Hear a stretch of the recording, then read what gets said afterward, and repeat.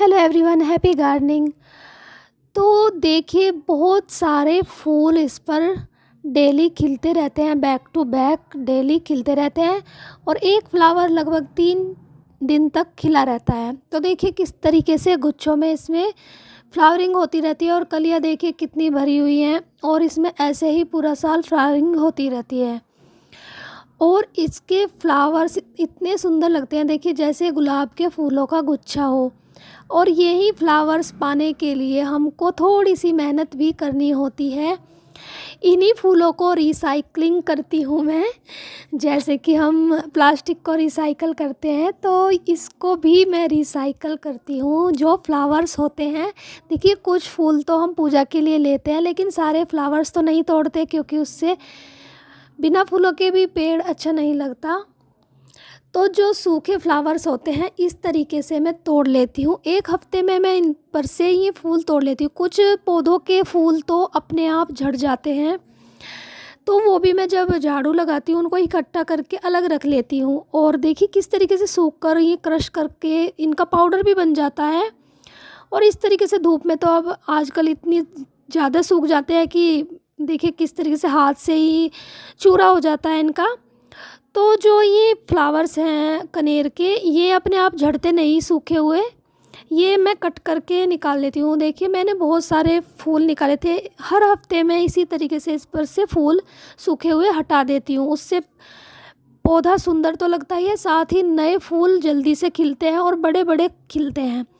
और यही जो देखिए ये टिकोमा के हैं, गोरी चोरी भी बोलते हैं जिसको, उसके फ्लावर्स हैं बहुत सारे। उसके तो डेली झड़ते हैं, उसके फ्लावर्स बहुत सारे खिलते रहते हैं डेली भर भर कर। बहुत ज़्यादा फ्लावरिंग होती है, इतनी तो उस पर पत्ते भी नहीं होते जितने फूल खिलते हैं।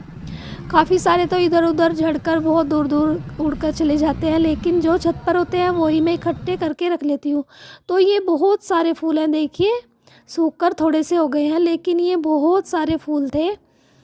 तो मैंने इसी तरीके से मैं इकट्ठा करके रख लेती हूँ। और अब ये चाहे धूप में सूखने के लिए भी ना भी डालो तब भी ये इतने कुरकुरे हो जाते हैं कि हाथ से मसलने से इनका पाउडर बन जाता है। तो इन्हीं को हम रिसाइकलिंग कर लेते हैं मिट्टी में मिला करके, मतलब कि इनको मैं बारीक बारीक पीस लेती हूँ, हाथ से चूरा कर लीजिए। और इसको मैं मिट्टी में मिक्स कर लेती हूँ। मिट्टी में मिक्स करने से क्या होता है कि मिट्टी की जो पोषक तत्व हैं उसमें और ज़्यादा बढ़ जाते हैं और इसकी जो है एक तरीके से मिट्टी को इतना उपजाऊ बना देते हैं ये। और नमी बनाने की क्षमता तो बढ़ ही जाती है, साथ में वो इतनी उपजाऊ हो जाती है, उसमें बहुत सारी चीज़ों की कमी की पूर्ति हो जाती है। तो देखिए ये जो जिस प्लांट की मैं बात कर रही हूँ ये बंदर ने तोड़ भी दिया था। देख सकते हैं आप किस तरीके से, कितना बहुत दुख होता है। पूरी बड़ी डाली ही उसने तोड़ डाली।